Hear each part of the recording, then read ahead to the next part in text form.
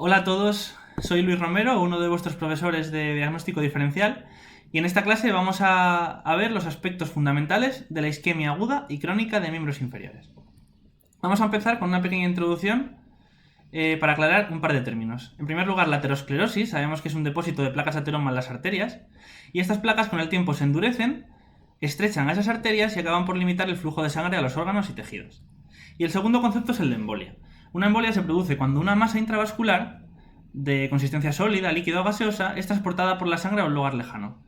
Y la inmensa mayoría de émbolos son trombos fragmentados. Vamos a comenzar con la primera de las entidades, la isquemia aguda de miembros inferiores. La etiología está repartida en un 50% por trombosis arterial y otro 50% por embolismo, siendo la causa más frecuente de estos últimos la fibrilación auricular. Y aquí os traigo un par de imágenes. En la primera vemos una obstrucción de la arteria ilíaca izquierda y en la segunda podemos observar placas de ateroma en la arteria poplitea. La clínica que presentarán los pacientes con isquemia aguda de miembros inferiores es la definida por las 6 P's. La primera P de pain, por el dolor intenso que tienen estos pacientes, palidez, parálisis, poiquilotermia, que es frialdad, pérdida de pulsos distales y parestesias. El diagnóstico es eminentemente clínico, en la inmensa mayoría de los casos. Si necesitamos de una prueba de imagen de elección, vamos a emplear el angiotac, aunque no es imprescindible y realizarlo nunca justifica retrasos en el tratamiento. Por último, podemos recurrir a la arteriografía si tenemos dudas diagnósticas o topográficas para identificar la lesión. Este cuadro creo que es muy importante porque nos permite diferenciar, según los hallazgos clínicos, la causa de esa isquemia aguda de miembros inferiores. Si sospechamos, para los criterios que nos permiten sospechar un embolismo, es un inicio de la clínica brusco en pacientes con lesión cardíaca predisponente y que característicamente tienen ausencia de pulsos distales con conservación en el miembro contralateral. En cambio, sospecharemos una trombosis cuando el paciente refiere a un inicio progresivo de la clínica, tenga antecedentes de claudicación intermitente por una enfermedad aterosclerótica y tenga ausencia de pulsos distales tanto en el miembro afectado como también en el miembro contralateral. Muy importante esto último. Yo me quedaría con que en el embolismo el inicio es brusco, mientras que en la trombosis el inicio es progresivo, y en el embolismo hay conservación de pulsos en el miembro contralateral, mientras que en la trombosis también están afectados los pulsos del miembro contralateral. El tratamiento es, en primer lugar, anticoagulación con heparina de bajo peso molecular y a continuación cirugía urgente, bien embolectomía o trombectomía o bypass.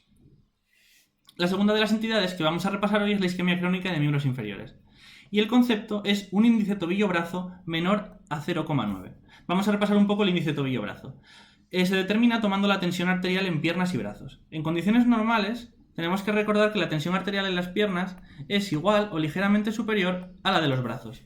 De tal modo que un índice tobillo-brazo mayor de 1 es normal, si es menor de 0,9 nos indica enfermedad oclusiva y si es inferior a 0 grados nos hace sospechar una isquemia grave. Además es preciso recordar que el índice tobillo-brazo es la prueba que mejor valora la severidad de la isquemia crónica en miembros inferiores. Y esto ha sido preguntado en varios exámenes MIR. La etiología de la isquemia crónica de miembros inferiores es en su inmensa mayoría aterosclerótica. También como segunda causa encontramos la tromboangitis obliterante y otras como el tabaco, la diabetes mellitus tipo 2, etc.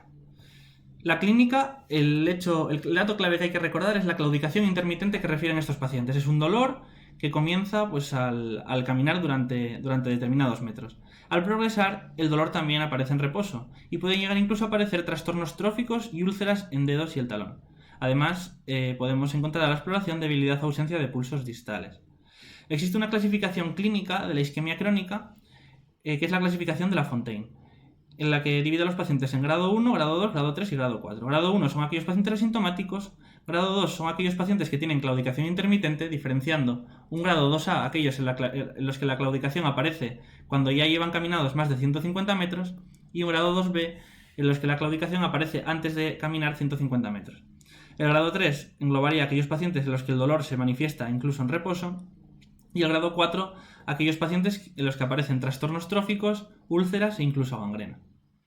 El diagnóstico, al igual que la isquemia aguda de miembros inferiores, es eminentemente clínico y se realiza mediante la historia clínica y la exploración, incluyendo el antes comentado índice tobillo-brazo, que es muy importante.